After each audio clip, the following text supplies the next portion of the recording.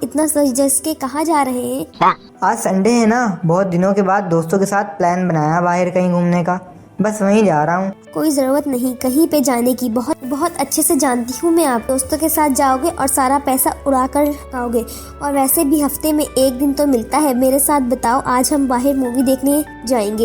Anita, movie देखने हम शाम को चलते हैं ना, अब बस थोड़ी देर की तो बात है। मैंने कह दिया ना, नहीं जाना तो नहीं जाना। अगर आप घर से बाहर अपने दोस्तों के साथ गए तो मैं अपने मायके चली जाऊंगी। फिर करते रहना अपनी बूढ़ी माँ की सेवा और संभालते रहना अकेली ही घर को।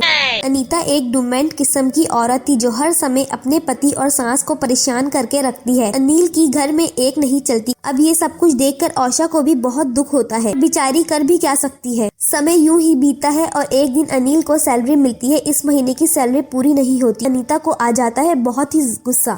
आपकी सैलरी में से 2000 कम कैसे हैं? आपने तो इस महीने में एक भी छुट्टी नहीं ली।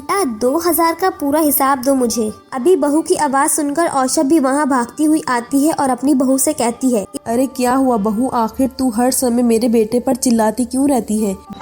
आपके बेटे की हरकतें ही ऐसी हैं कि ना चाहते हुए भी मुझे इन्हें डांट कर रखना पड़ता है। और मुझसे सवाल करने से पहले पूछिए अपने लाडले बेटे से 2000 कहाँ है? आज ही सैलरी मिली और आज ही उड़ा दिए। बहू, मेरा बेटा क्या बोल रहा है, एक बार सुन तो ले। किसी को इतना परेशान करना अच्छी बात नहीं। अरे वो तो मेरा बेटा है, तेरी बात सुन लेता है। यही अगर कोई दूसरा आदमी होता तो तुझे कब का छोड़कर चले जाता। आप तो माँ जी चुप ही रहिए। जब से इस घर में आई हूँ तब से आप यही चाहती हैं कि आपका बेटा मुझे छोड़ दे, पर अफसोस आपकी चल नहीं पाती और ना ही मैं कभी चलने दूंगी। और आप खड़े खड़े देख क्या रहेंगे? हिसाब दीजिए मुझे।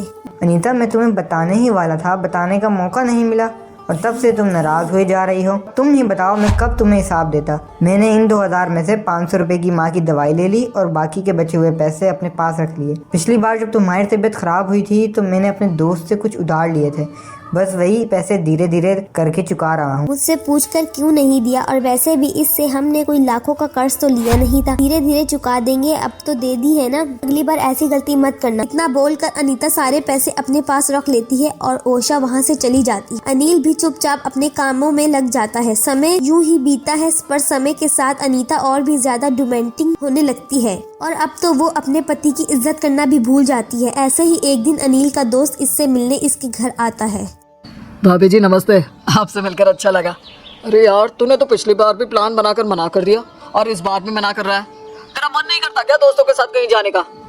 अरे भाभी जी, थोड़ी तो फ्रीडम दे दो अपने पति को। अरे यार, तो अपनी भाभी की बातों का बुरा मत मानना। आज तेरी भाभी ना सुबह से ही मुझसे नाराज है, इसलिए वो अपना सारा गुस्सा हर किसी पर निकाल रही है। चल ना, हम दोनों छत पर चलकर बातें करते हैं। अनीता प्लीज 2 कप चाय बना दोगी? मैं तुम्हारी और तुम्हारे दोस्त की नौकरानी नहीं। तुम्हारा दोस्त घर पर आया है तो खुद उसके लिए चाय बनाओ, मेरे पास और भी काम है। अनीता अनिल के दोस्तों के सामने भी इसकी इज्जत नहीं करती थी। यहाँ तक कि वो घर आए मेहमानों से भी तमीज से बात नहीं करती। अनीता का ये बर्ताव ओशा और अनिल दोनों को ही बहुत खटकता है, पर वो दोनों कुछ नहीं कर पाते, जिस वजह से अनिल का दोस्त फिर कभी अनिल से मिलने इसके घर नहीं आता। ऐसे ही एक दिन अनीता की नंद अर्चना अपने पति राजीव के साथ आती है। जब अनीता को पता चलता है कि अर्चना बहुत अमीर घर से है, वो अपनी नंद के पीछे घूमती है और अच्छे बनने का नाटक करती है। अर्चना दीदी, जब से मेरी शादी हुई है तब से आप पहली बार मायके आई हैं। क्या आप नहीं चाहती थी कि आप अपनी इकलौती भाभी से मिलें?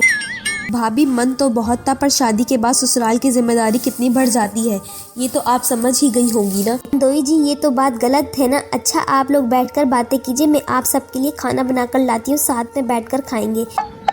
अनीता के आते ही औशा अपनी बेटी के गले से लग जाती है और फिर फूट फूट कर रोने लगती है। अपनी माँ के आंसू देखकर अर्चना कहती है, माँ भाभी तो कितनी अच्छी है, पर आप हर समय इनकी बुराइयां क्यों करती थी? बेटा, दूर का ढोल अच्छे ही लगते हैं। तेरी भाभी के 2 चेहरे हैं। जब से उसे पता चला है कि तू बहुत अमीर है, तब से वो तेरे आगे पीछे घूम रही है। तेरी भाभी सिर्फ अमीरों की इज्जत करती है, तेरी माँ और तेरी भाई की नहीं, क्योंकि तेरा भाई ज्यादा कमाता नहीं और तेरी माँ कुछ कह नहीं सकती। तेरी भाभी एक नंबर की डोमेंट इंसान है जो तेरी भाभी को हर समय परेशान करके रखती है। बेटा, अब तो तू ही तेरे भाभी को सुधार सकती है। अनीता अपनी नंद के सामने अच्छा बनने का नाटक करती है, पर अपनी माँ की बातें सुनने के बाद अर्चना भी ठान लेती है कि वो अपनी भाभी का असली रूप सामने लाकर रहेगी और इनको इनके सही जगह भी दिखाएगी। ऐसे ही कुछ दिन बीत जाते हैं। अनीता हर समय अर्चना की चापलूसी करती रहती है। एक दिन अर्चना अपनी भाभी से रोते हुए कहती है, भाभी लगता है मेरे पति के बिजनेस को किसी की नजर लग गई है, हम कुछ दिनों के लिए यहाँ पर रहने आ जाएं। क्या है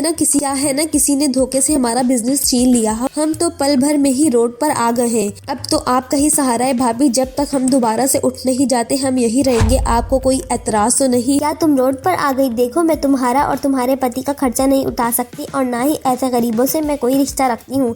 वैसे भी तुम्हारा भाई कोई नोट नहीं छापता। मैं तुम्हारा और तुम्हारे पति का बोझ नहीं उठाने वाली। चुपचाप मेरे घर से निकल जाओ।